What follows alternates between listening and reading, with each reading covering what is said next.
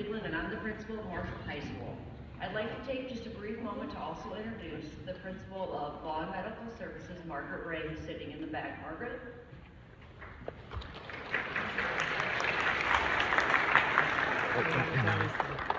Thank you for being here to celebrate your child's academic success in the Spanish program.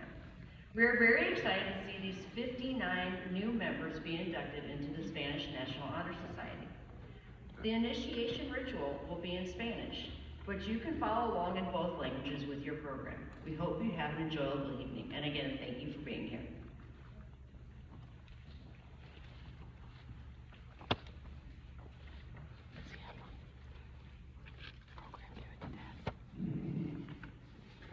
I have the pleasure of introducing our special guest tonight, who is someone that I've admired and respected personally and professionally. My brother, Dr. Arnulfo T. Carrasco, is an anesthesiologist and pain medicine specialist. He has provided pain management care for 30 years. Born and raised in West Texas, Dr. Carrasco learned the importance of education at an early age. As a graduate of Kermit High School, he served as student body president and athletic trainer. Receiving a full scholarship as an athletic trainer, Dr. Carrasco attended Midland Junior College in Midland, Texas, where he graduated with an associate's degree in biology with a 4.0 GPA. Focused on becoming a doctor, Dr. Carrasco then attended Texas Tech University, where he graduated with a bachelor's degree in zoology and a minor in chemistry. While at Texas Tech, he received a doctorate of medicine in 1987 from the Texas Tech University Health Science Center School of Medicine. After medical school, Dr. Carrasco completed his residency in anesthesiology from the world-renowned Cleveland Clinic Foundation in Cleveland, Ohio.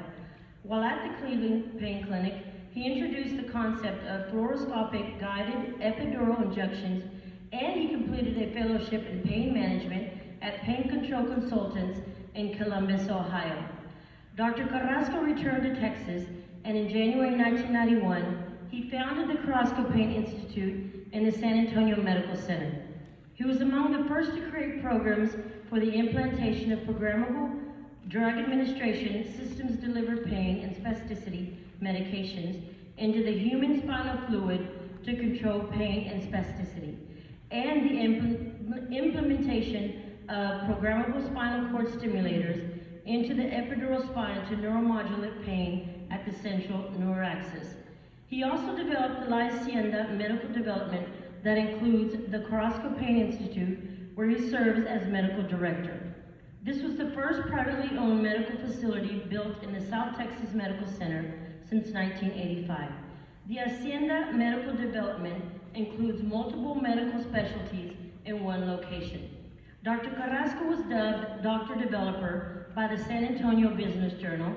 He was recognized as one of the top 40 under 40 business leaders in San Antonio and was selected as one of the top doctors in America.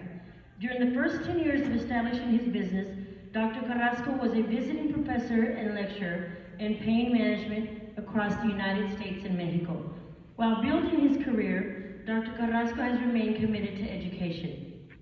He has served on the Midland College Foundation Board for the last 20 years and established the A.T. Carrasco Scholarship Foundation that has provided academic scholarships to Midland College graduates pursuing a 4-year degree and graduating high school students for the last 30 years.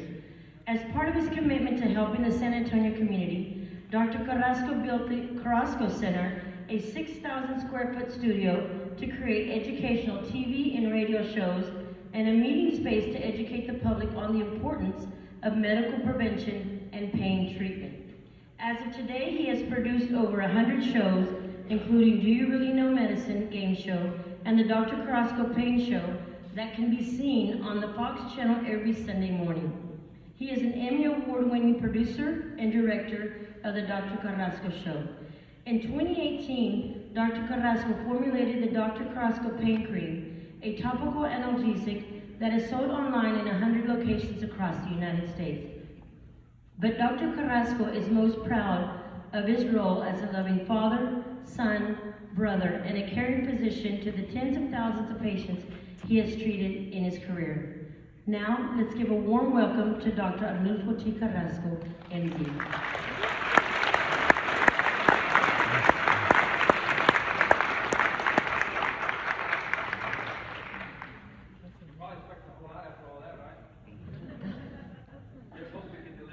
Thank you very much for allowing me to come. It's an honor to be here. I present in front of tens of thousands of people, and I've never been as nervous as I am today. One, my sister, my mother's here, my kids are here, so I'm kind of nervous today. But be that as it may, let's get started. You know, I am proud of all of y'all for being here. If I did my math right, you're in the top 2%. Like 59 people are here. I have 2,500 that are eligible for this. That's pretty darn good. Okay. You want to be in that 1% if you can. So let's just talk about the reality. The reality is that someday, even today, you all are a company. Whatever your name is, wherever you sit today, you are a company. Whatever you do, whatever you develop, whatever skills you have will determine your ability to make money and to be employed. Start today. Start your resume today, because I hire people all the time. They come into my office and they don't have the qualifications, or sometimes they do have the qualifications. And the ones that have the qualifications do the best. But let's go back to the beginning. Let's talk. I want to pass the theory of the camel that goes to the oasis. A camel, as you know, can drink about 53 gallons of water in about 3 minutes. He can store that water and travel about 15 to 21 days, some up to 50 days. And he goes to the oasis. The oasis is a place of comfort. For him, the oasis is where he can go, he can drink water, he can eat grass, he can sit by the palm trees and eat dates if he needs to. It's a place of comfort. So the question today is, how far are you going to go? How far will you go in your oasis? I think that the important thing is to realize that you can't be limited. This is the story of my education and how I got here. So the camel, when he goes to the oasis, he's walking forward. He walks to the cities, he walks to the desert. People are screaming, people are yelling, dogs are barking, people run underneath his legs. He keeps walking because he's got a place to go. Not only for survival, because he has a place to go. And every time he goes to a different oasis, there's more people, and then there's less people, and less people, and there's more abundance for him to eat from, and more to drink from. So this is what's important for him. So I started, first of all, we talk about the conscious mind, the subconscious mind. The subconscious mind determines where we're going to be and where we're going to go. My mother, who's happy to hear today, mother, welcome to my speech today. She started off, when you start with your kids with subconscious mind saying, you're going to go to school, you're going to go to school, you're going to go to school, you're going to school, for the first 4 or 5 years, that child understands that becomes part of his subconscious mind, and that's how he will proceed down the road. Many of us may not have that opportunity. From the time we were born, she said, you're going to go to college. They were like, where are you going to go? You're going to go. You're going to go. You sit out. We used to go, there were 10 kids in the family, and we used to go, and as grades came in, we'd all stand in front of the table, my dad, my mom were there, and we'd go by there one by one and say, here's my report card. And my dad say, we got to be here, what's going on? You know, in front of the rest of the kids, I see what you said, you know. So we didn't want to go there and get less than A, right? So her emphasis was on education and grades, because my mother went to the high school education. She was from a small rural town in West Texas, and she couldn't go to college because they didn't have the funding. My father dropped out of school in the 8th grade to help his family in their farm, but he could build a refinery right here from the ground up. He was an intelligent man, but he wasn't an educated man. So anyway, she decided, no, we started off as migrant workers in New Mexico. We didn't have toilets. We had an outhouse. We didn't have TV till I was much older. I started off with Spanish. Spanish was my first language because my grandmother who lived with us spoke Spanish. So if you want to talk to grandma, you spoke Spanish. Right? If not, she's like, bring that kid over here. Tráemelo para acá, tráemelo para acá, tráemelo para acá. You know, and that's the way we learned Spanish because we had to learn it. It's like an immersion program immediately. So anyway, so to realize that for you kids that your parents, when you're born, when my son and my daughter were born, you think great things for them. They're going to be the next president. They're going to be a teacher. They're going to be a doctor. They're going to be an engineer. They're going to be something big. And as soon as that kid is born, we all know that feeling, right? And so all we want to do is make sure that we do the best for our kids. We want to be the best cheerleaders. We are your best cheerleaders because no matter what happens, we're clapping for you.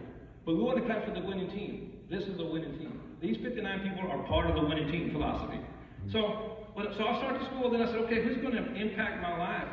Well, went to a Head Start program for migrant workers. My mother said, you're all going to go to this program. I didn't want to go. I mean, I was 4 or 5 years old. I was scared. But we're all going to go to this migrant program for Head Start. So from Head Start program to the Cleveland Clinic, the best clinic, the hospital in the world, it's a big journey. And thanks for the introduction there. So, but along the path, you're going to find people who are encouraging you. I was very small, wasn't a very big student. I was short and weighed about 85 pounds at the age of 14. So I wasn't going to be a football player. So my coach Kirby said, okay, you're a manager, you broke your arm in the first play of practice. The first play of practice, I broke my arm. That wasn't a good thing. So I became a manager. So as I did that, one day we were on an assignment like this, an assembly like this, and what happens? Coach says, I want to now introduce, Arnulfo Carrasco, he is our trainer, but same day, he should be a doctor. And it stuck with me. Back many years ago, I don't tell you how many years ago, but many years ago, and it stuck with me. And in the end, about 25 years later, Coach Kirby and his wife, Aola Kirby, who was my science teacher, became my patients. Isn't it something? They became my patients, and I treated them for pain, many years later. So anyway, he said, you're going to do that. So I said, well, so here comes some of the lectures I got to give you guys.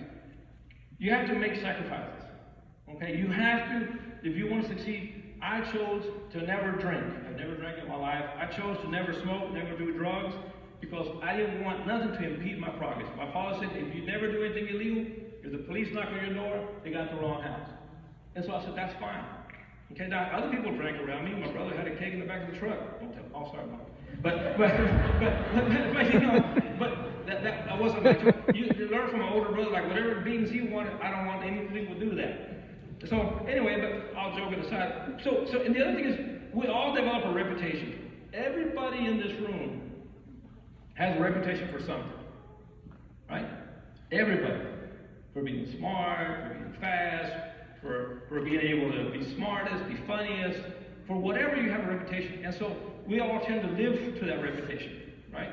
Whatever that is. So my point is, establish a good reputation. I was known in college in high school for being what?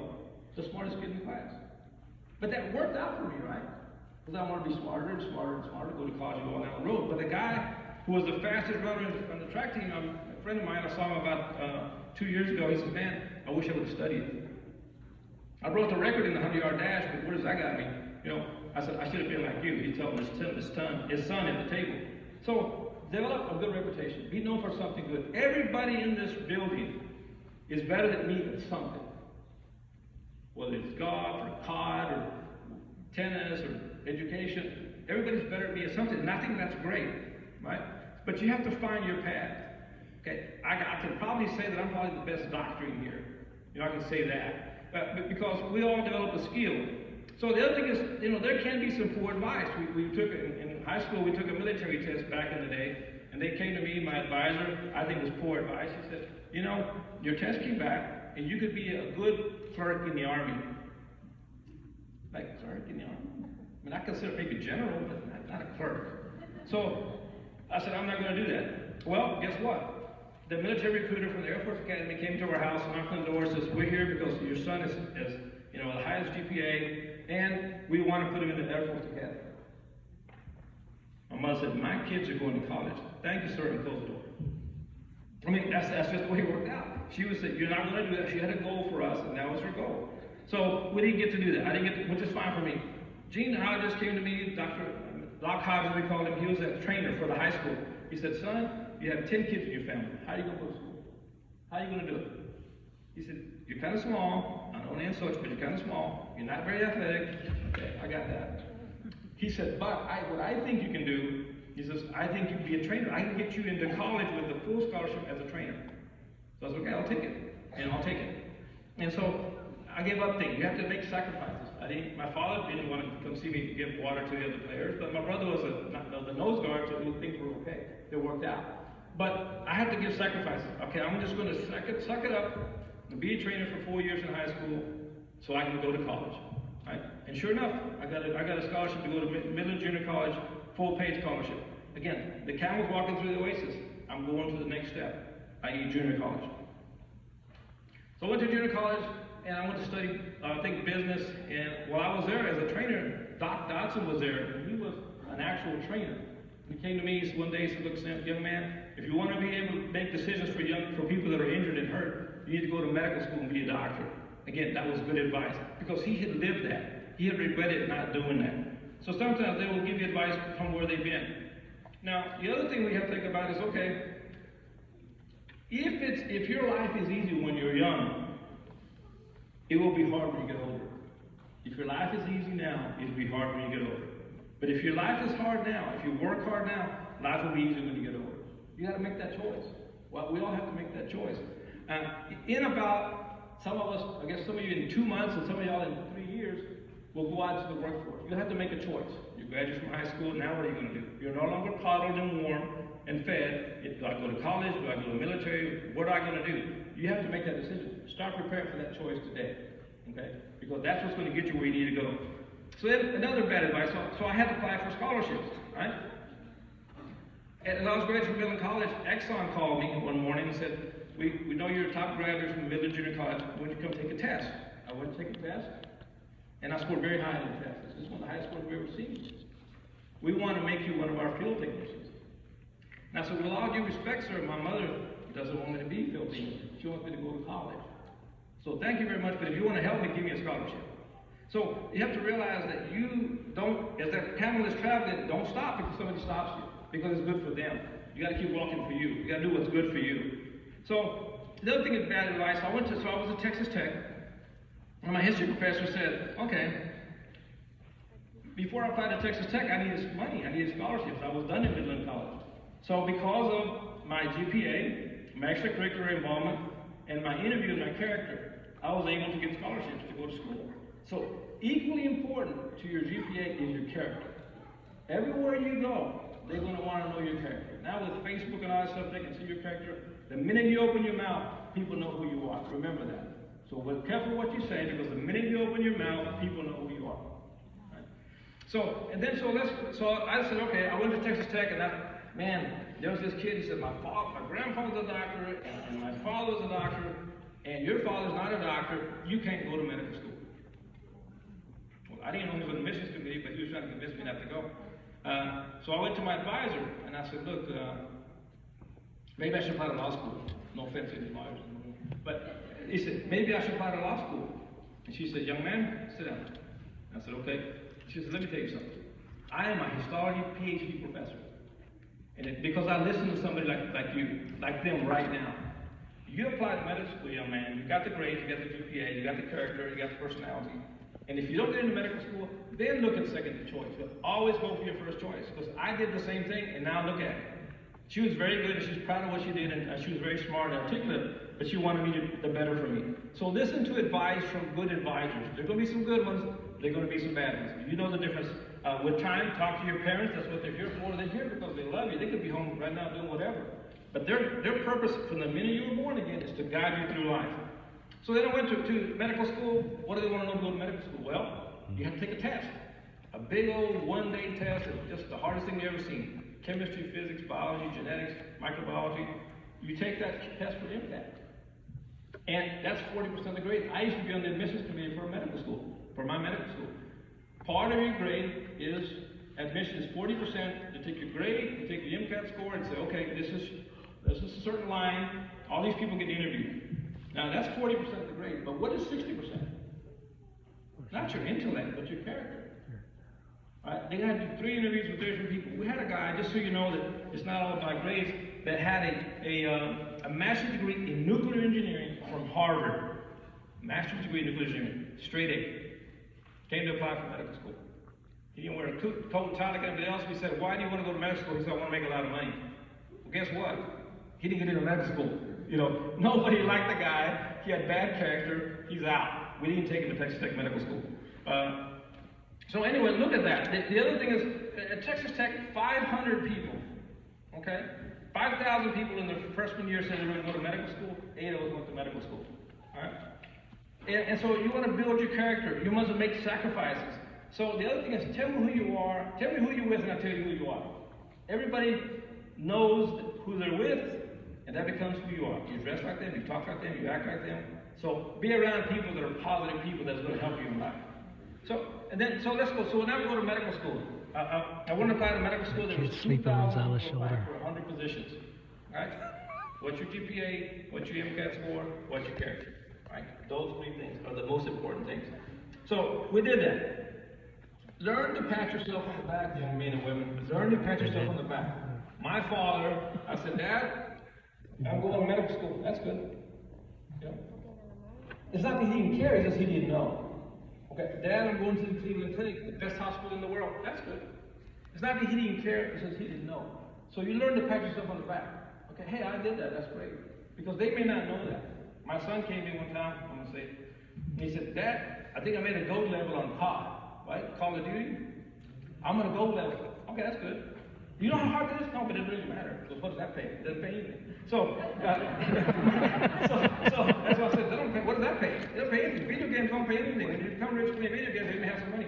But it didn't work out for him. So anyway, so then you're going to learn to pat yourself on the back. Learn to pat yourself on the back. When you get out in this world of the 2%ers that you are now, it's a lonely world. Everybody else is partying and having a good time, and you are studying. You're at the library because you got to do the work. Everybody has to do the work. Now, Dale, you can tell me. Just shut up. So again, hurdles. People in your life, sometimes your family, sometimes your friends, are your worst enemies. They're your worst advisors. They say, well, you're going to go to a residency program. There's one program in Alabama.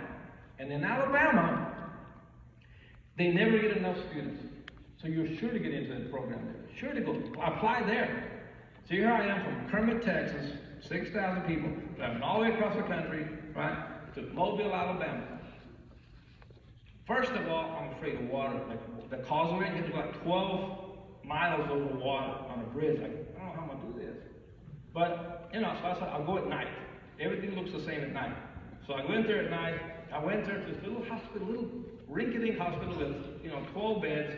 And I was there, and I can't see. So they said, all right, well, here's what we're going to do, doctor. Where are you from? I said, I'm from Texas. What are you? Well, what do you mean? I'm a human. I have hands, I have feet, I can walk. No, what are you? Are you white? I said, well, no, not really. I'm not white. No, I'm not. He said, are you black? I said, well, I'm really black. I'm kind of in between. He said, well, we don't have people like that around here. He said, so I'll tell you what. He said, you can study here, but you can't stay here. White people go to white doctors, black people go to black doctors. I had another interview at the same hospital at 3 o'clock in the afternoon. Guess what? I was on the highway. And I said, I'm out of here. So I was at the poorest hospital in the world, and from there I went to the Cleveland Clinic. And oh my God, they had their own international police department. It was the biggest thing in the whole world. I mean, this place was huge. I had been in El Paso to get an MRI. We had to wait a week and ask for permission to take someone to the hospital to get an MRI. Cleveland Clinic had 4 MRIs.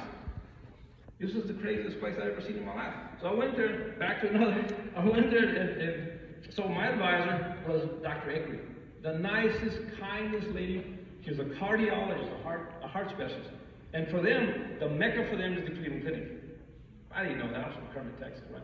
So Dr. Eckery said, look, I'm thinking about interviewing the Cleveland Clinic. She said, well, that's great. I want you to go there and interview. So I went there. It's April 19th. I'm not good with dates, but I'm good with this date because there's like 20 inches of snow on the ground. I rented like a Datsun B210 or something, and I went to the Cleveland Clinic. I was totally amazed at the hospital, but the apartments, they weren't like Texas. They're like this big old building. All the apartments were inside the building. I'd never even seen that. So I called Dr. Eckery, and she said, call me when you finish your interviews. I called Dr. Eckery. I said, Dr. Eckery, this is Dr. Carrasco. He said, okay. How are you doing, young man? I said, how's the Cleveland Clinic? He said, hospital is great. The facilities are great. They got all this stuff. I said, but I don't think I can live here. I said, they got 20 inches of snow, and this apartment is only like anything I've ever seen before. And the nicest, kindest lady in the world said, young man, if you get to go to the Cleveland Clinic, you're staying, and hung up on me. And that's it. I mean, this woman freaked out on me. And so they said, what do you want to do? Well, my advisor said, I'm staying, so I'm staying. So I stayed at the Cleveland Clinic. Again, she was telling me, I regretted not going to the Cleveland Clinic. You're going if you get a chance. So if you get a chance, God, go. My mom didn't really want me to go. My mom was different. My dad was like, no. My mom's like, you got to go be the best. You got to go be the best. If you got to go there, you go the best. She didn't cry. She didn't do nothing. She said, I'm happy for you, go. She just wanted me to do the best. So let's talk about it. I know I'm probably running out of money here, out of time, I should say. So don't do it for the money. The most important, I went to do anesthesia for the money because that was the most lucrative thing I could make. I said, I'm going to go do that because it's going to make a lot of money. And in the process, I hated it. I just flat out hated it. So the lesson here is don't do things for the money and don't do things because they're easy. Right? Both of those are failure. I decided that I was going to become a plastic surgeon. I had the grades, I had the intellect, I had the character. The head of the department says, we like you got good hands, you got the surgical hands, because I had spent some time with him for 3 months. He said, we're going to make you a plastic surgeon, if that's what you want to be. Now, that means that you have already done 3 years of residency. You're going to have to do 4 more of ear, nose, and throat, and then 2 more of plastic surgery. 6 more years. Man, that seems like a long time. But the camel, the camel's still going to the water. It's like, okay, I'll do it. I'll do what I got to do. Unfortunately, my father died at the age of 49. I have my mother at home and 10 kids. So I said, you know what? I can't do it. I got to get out as soon as I can. I got to help her. I got to help the other kids go to college. I can't do it. And your passion will find you. They ask you kids today, I ask kids all the time, what do you want to be in life? You don't really know. And that's the honest answer. I never knew I was going to be who I am today. Thank God. But you don't really know. But you got to follow the path. You got to be on the path. If you're going to go to California, go west. Don't go east. And on the way there, you will find where you deserve to be. So my point is that these kids, where are you going to be? What do you want to be? I don't care. If he says I want to go to college, that's all that matters to me. You'll find your passion. Michael Stanton Hicks, one of the world authorities, the best in the world in neuropathic modulation pain, came to the Cleveland Clinic. I don't know if God sent him for me, but he was there. He took me under his wing and says, young man, you have good hands. I'm going to teach you to be the best pain specialist in the world. So he took me under his wing, and I studied and I learned and I practiced. And he says, when people go home on the weekends, the other residents, you make rounds every day, 24 hours a day, every day. Yes, sir. And that's what I did. And so then when I finished the Cleveland Clinic, I was honored to say, look, you can stay here on staff. You can be one of our doctors. That's an honor. Everybody wants to be a doctor at Cleveland Clinic. We're going to give you $150,000 first year. I said, okay. Texas Tech University, where I had been before, interviewed me and said, look, we're going to give you $250,000 for 6 months to be your anesthesiologist. So no, that's the second option. And then I got an offer from a fellowship program to do another 6 months in Columbus, Ohio, on call 24/7 for 6 months for $20,000. So do I take the $250 or do I take the $20? Right? What do I take? What would you do? What would you do? Take $250 or $20? $250, that's a lot of money, right? That's a lot. You can buy a lot of cars and stuff and computers. But what happened was I said, okay. So I talked to Dr. Stanton Hicks. Again, he was the world's best at what he did. He said, young man, what do you want to do when you finish? When you finish, are you going to go and work for a hospital or are you going to go on your own? I said, I'm made to go on my own. He said, do you know how to run a business? I said, not really. He said, that you're going to take the $20,000 for 6 months and he's going to teach you how to run a business. I said, okay, fine. So the camel keeps running, right? I don't stop. I go to the next oasis. The higher oasis, the harder to get there. But I took that job for $20,000. And I learned more about business than I would have ever learned on my own. And it turned into millions of dollars later on. Because if not, I would have known how to run a business. So you are a business. Your business, just because you get a degree doesn't mean you're done. Take business classes when you're in your degree program. Because that's going to help you forever. Because you will run your own business. So anyway, so I went to the Cleveland Clinic. And now after that, I'll just kind of wrap it up a little bit. I went there. It was a very difficult time. I learned how to do computer implants. I used to put computer implants into the spine to modulate pain or to change the perception of pain. I learned how to put little catheters into the spine to deliver microprocessor-driven medication to your spine.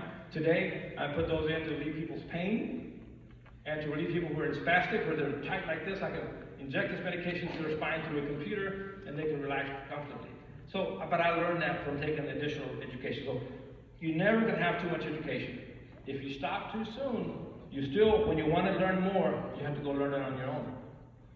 Right? It's a lot harder on your own than if you go to formal education. So, and so you're going to have ethical challenges. I started my own surgical center, I started a bunch of other things, I built an institute, but to do those things, I needed to get more education. So now I have one business class behind me. I had to figure out how to do this on my own. I have attorneys, now I have attorneys on retainer, I have architects, I have a lot of people that help me do what I need to do. But I still have to be the lead guy, I still have to read, I have to study. Ethical challenges. Everything you do must be legal, moral, and ethical. Who's all heard of the Lifetime Channel? Anybody heard of the Lifetime Channel? Lifetime came to me after I started making shows and said, look, we like your shows, we like the quality of your work, you're a good producer. I tell you what, if you make your shows a little bit more on the edge, like can you show somebody like slapping their mother, or somebody stabbing somebody, or somebody getting shot or killed, if you do that, we'll take you on Lifetime. That's a producer's dream. And I said, let me tell you something. I won't do it. He said, well, what if we just put those bad kind of shows up north or in other states where they don't know you? Still not interested. I said, let me tell you something. I will never make a show that I'd be embarrassed to show my kids or my mother. Period. Thank you very much. So you lose an opportunity because what? Always be legal, moral, and ethical. Ethical is what society expects from you in your position. Moral is what you think is right and wrong. Always have those two things to guide you in life, and you never have to worry about anything else. So again, I've done a lot of things. Think big, act big, the results will be big, work really, really hard. The guy with the highest GPA is not going to win. The guy with the highest GPA that works harder, he's going to win. Because it takes hard work. No matter what you do, you're going to have to take hard work. So I want to take a little bit of time this year to thank the parents for your hard work. It's because of you that they're here. They were born as a computer that was empty. You put that into their subconscious mind. And for you guys to take it forward now from the subconscious mind. So real quickly, the conscious mind, the subconscious mind is what you put into your brain. And it's kind of there. It's what guides you. And then up here you think and you think and you think and you think. That's the conscious mind. But unless you change the subconscious mind, I can't do that. I can't do that. I'll never be able to do that. Unless you change that to repetition, you'll always say, I can't do it, I can't do it. Change that to I can do it. I will do it. I will accomplish what I want to accomplish. If you change your subconscious mind, the so-called a paradigm shift, right, you will succeed in everything you want. Everybody in here, I hope to God that you all do better than me. And I think you can, right, if you want to. Be the best. Be the best teacher, be the best doctor, be the best nurse, be the best art teacher, be the best at whatever you want to do. And no matter what you do, you'll be able to take care of your family and take care of yourself. Because what is richness? Richness, yeah, it's good to have money. But richness is the ability to have freedom. Money gives you freedom. But more importantly, it gives you the ability to help others. I have a foundation to help others. That's one of the most warm-hearted for me. Right? So thank you very much. Thank you again for the invitation. I was very honored to be here. I know we don't give lectures anymore, but my sister asked you to do it, and mom says you got to do it. I'm here. Thank you very much.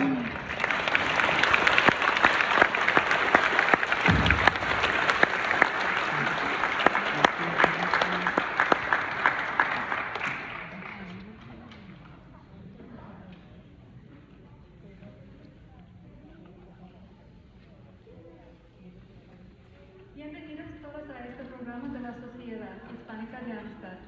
Estamos reunidos aquí para la iniciación de este grupo de estudiantes que tienen un vivo interés en la lengua española y en la amistad entre personas de distintos países. Esta sociedad fue fundada por la Asociación Americana de Maestros del Español y Portugués en el año 2000. El lema de la sociedad es Todos a una. Sus colores son el rojo y el oro. El nombre de este capítulo es Azorí. The English for it.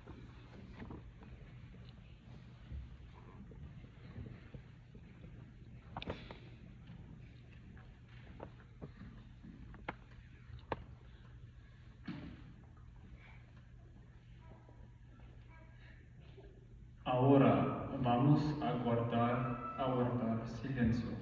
Esta es nuestra iniciación seria y significativa. Escuchen todos con cuidado, por favor. Estas velas son significantes para nuestra sociedad. La vela roja es la madre vela que representa la meta de la sociedad. Prometemos usar la lengua española para promover la amistad, haciendo actividades interculturales. La primera vela blanca representa el servicio a la comunidad. Prometemos usar la lengua española para ayudar a otros en la comunidad. La segunda vela blanca representa el servicio a la escuela. Prometemos usar la lengua española para ayudar a nuestra escuela.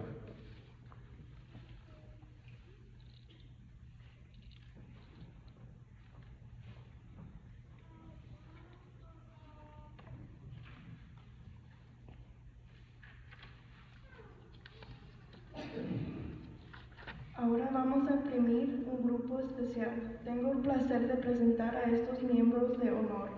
Miembros, por favor, de levantarse. Members, please stand up. Cada uno tiene una velita en la mano. Esto simboliza sus esfuerzos para mejorar a ustedes mismos, la escuela y la comunidad.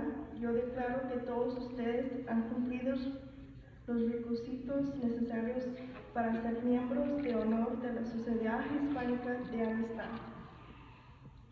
Miembros, repitan juntos el juramento de la sociedad frase por frase. Como miembro del capítulo Paseo de la Arusín, prometo dedicarme al estudio de la lengua española con el fin de dominarla algún día, recordando que una lengua puede ser un lazo fuerte entre personas de distintos orígenes, de raza o religión.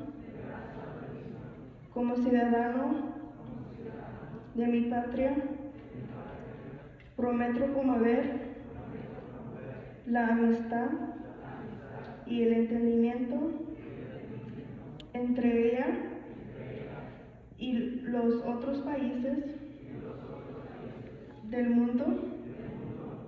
Esta es mi promesa y mi juramento. Amigos, por la autoridad que me concede de la presidencia del capítulo Paseo de la Arusín, yo les declaro miembros de este capítulo. Pasen ustedes enseguida para recibir el turno de su certificado y para firmar el registro y recibir la bienvenida de vida.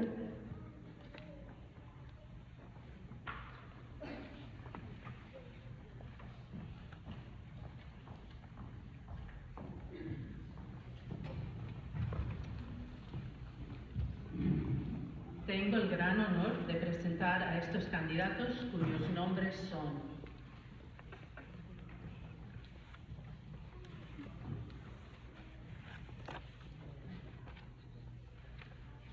Abdullah Ahmadi,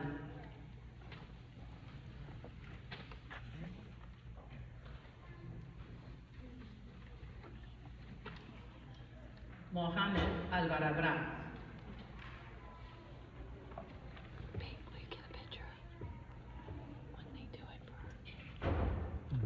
Jada Álvarez,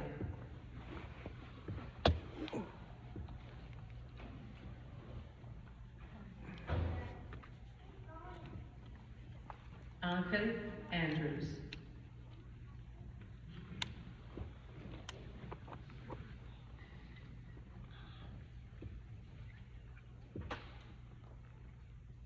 José Alex Araujo,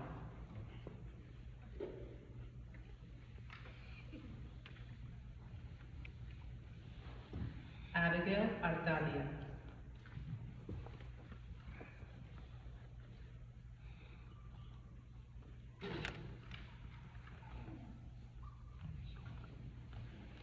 Jacqueline Barrera,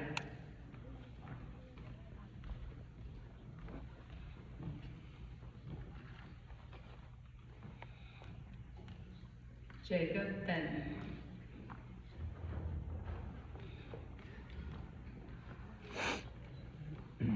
Naomi Buzzcut. Butler. Hey, you're standing right there, Buzzcut. What? Buzzcut. Morgan Christman.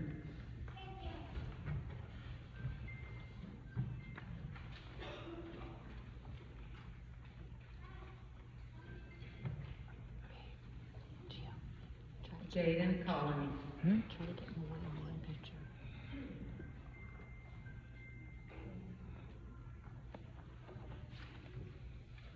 Of her. Aaron Combs.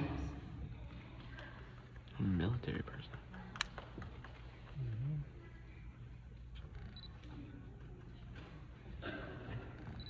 Juliana Combian.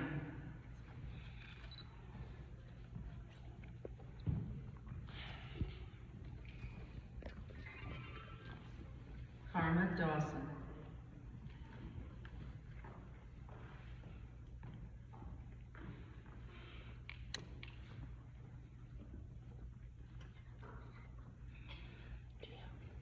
Anthony and Phoenix. Does she know what to do?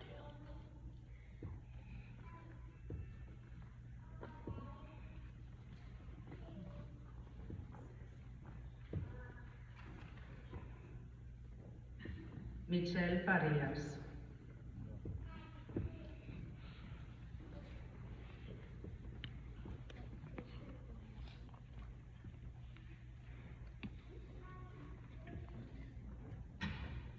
Abigail Flores.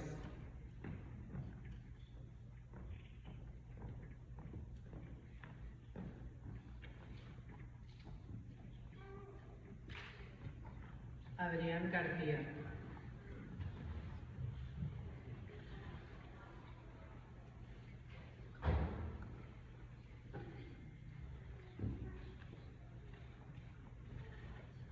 Alexander García.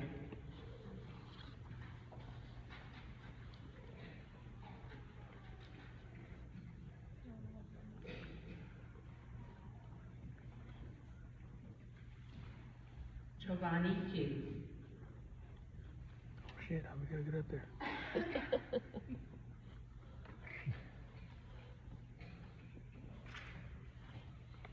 Isa Gutierrez.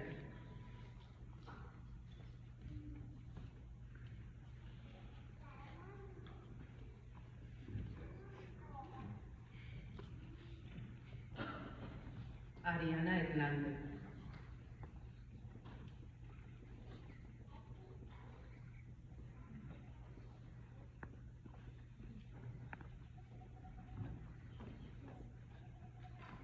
Marcela Hernández.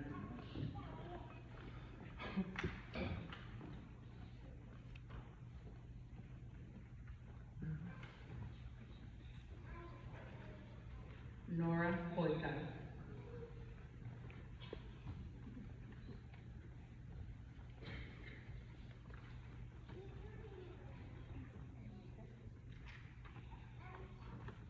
Marcus Jan.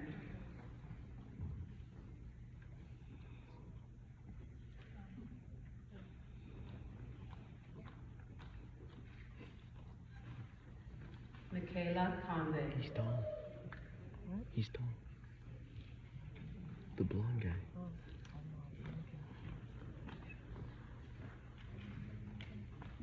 Sonia Quilancho.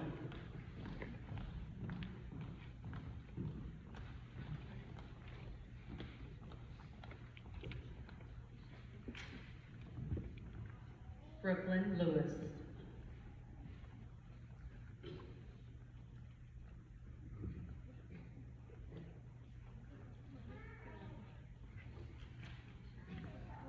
Jonas Lokenskar.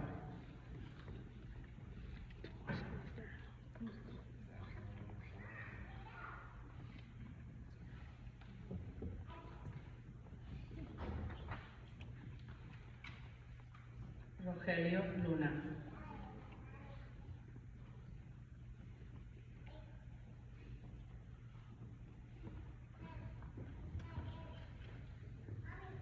Seth Luna.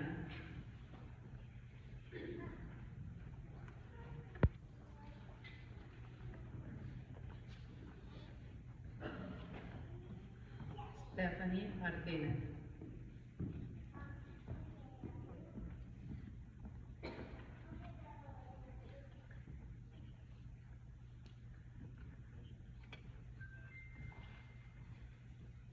Haley Medellin.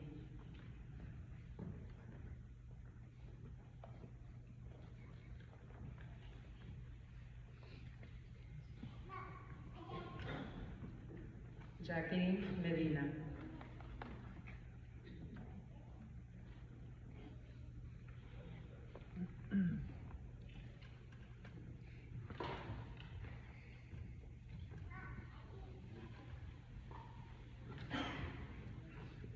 Damien Melker Giladu.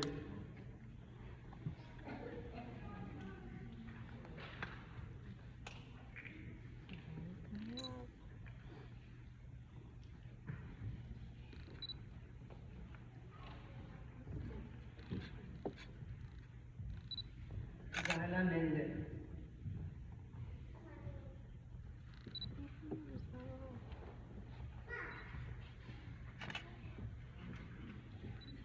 Jaime Núñez Acosta.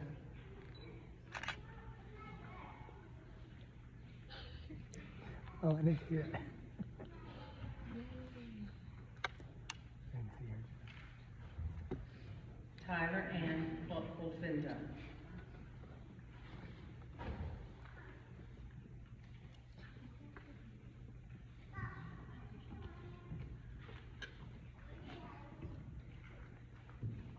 Clarissa Padilla.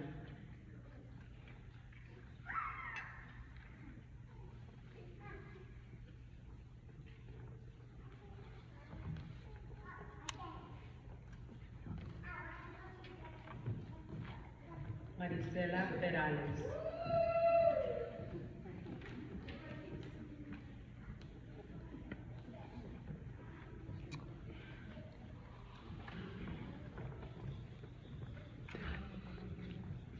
Ángel Piñera Ávila.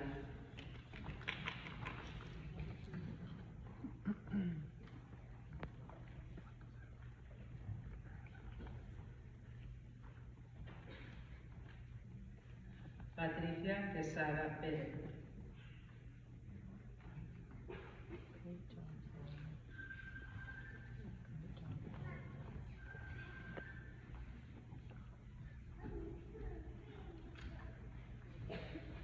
Faith Reyes.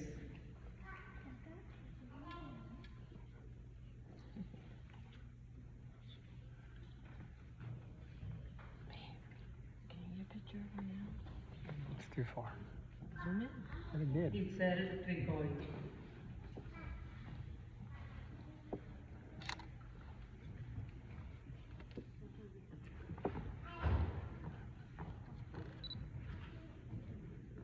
Iris Rodriguez.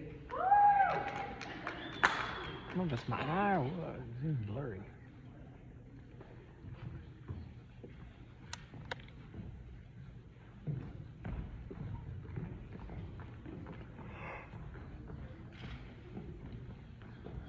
Reina Ruiz.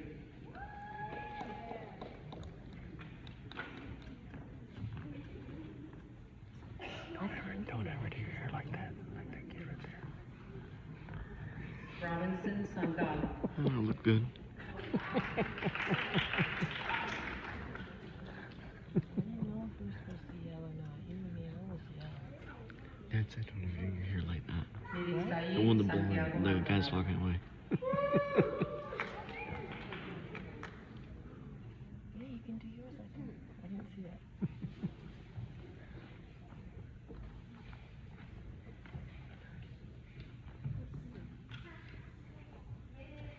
Eva Schlesinger.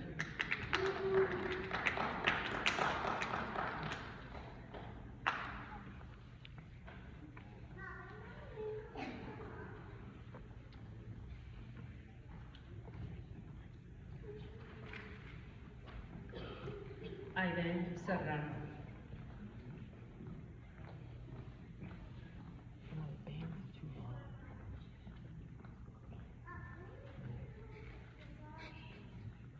Laurie Soto.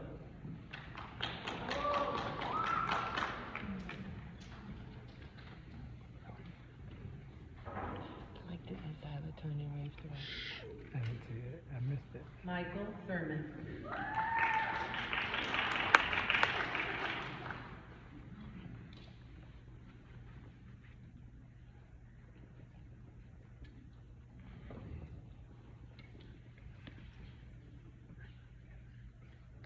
Cadency Williams. Way to go, Prudence!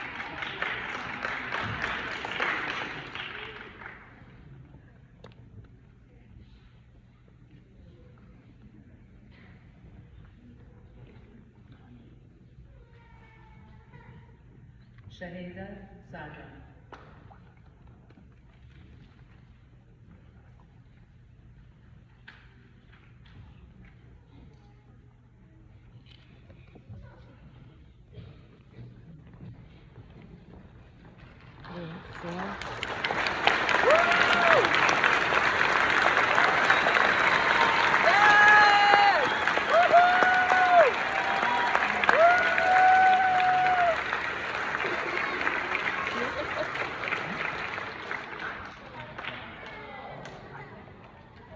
Bienvenidos nuevos miembros de honor. Como ejemplo de esta inspiración, repitamos las palabras de Antonio Machado. Caminante son tus huellas, el camino y nada más. Caminante no hay camino. Se hace camino al andar se hace camino. Y al volver la vista atrás, se ve la senda que nunca se ha de volver a pisar. Caminante no hay camino, sino estelas en la mar.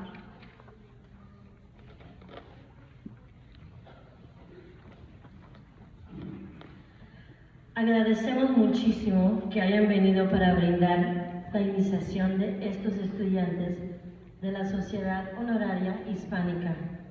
Es un gran dolor que todos debemos estar muy orgullosos de lo que han podido lograr estos estudiantes. Thank you so much for coming. We are very happy and proud of these students and this accomplishment. I would like to thank Dr. Carrasco for sharing his inspirational words, Dr. Cleveland and her admin team for always supporting Spanish Honor Society. I appreciate our Spanish teachers, Ms. Tattersall, Ms. Garces, and Ms. Hinojosa for helping us this evening. Hats off to Ms. Tommy and her wonderful custodial staff. A special thank you to Ms. Blea, our co-sponsor, for SHS this year. We couldn't have done this without you. And last but surely not least, I would like to ask the 2021-2022 SHS members to please stand. Because of COVID the last 2 years, these members were not able to receive a formal induction ceremony like this one, but I thank them for returning and making SHS what it is today. To the 36 seniors that will be graduating this year, felicidades and congratulations to each of you. May your future be bright and filled with many successes. To my officers, I thank you for your leadership and awesome attitudes, always willing to help Ms. Blea and I organize meetings, events, and fundraisers. Family and friends, please join us in the foyer area right outside of the auditorium, where cake donated by HEB will be served. And once again, gracias and thank you for sharing your evening with us. One more round of applause for these members.